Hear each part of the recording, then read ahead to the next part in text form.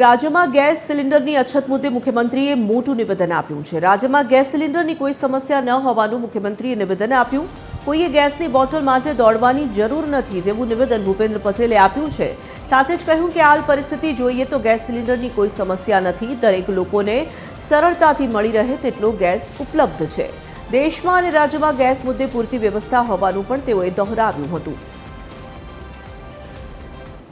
Global વોર્મિંગમાંથી પણ આપણે બહાર નીકળીશું। આપણે સૌ અત્યારની પરિસ્થિતિને જે પ્રમાણે વૈશ્વિક પરિસ્થિતિ સર્જાઈ છે એ પરિસ્થિતિમાં કોઈ તકલીફ અત્યારે છે નહીં, પણ આપણે એકબીજાની વાતો ત્યાં તો કોઈ એક જણના હિસાબે આપણે બધા દોડીએ એવું ન કરતા કોઈને ઘેર બેઠા જે બોટલ મળે છે ગેસની એમાં ક્યાંય તકલીફ પડે એવી નથી, એટલે એના પાછળ દોડધામ કરવાની જરૂર નથી।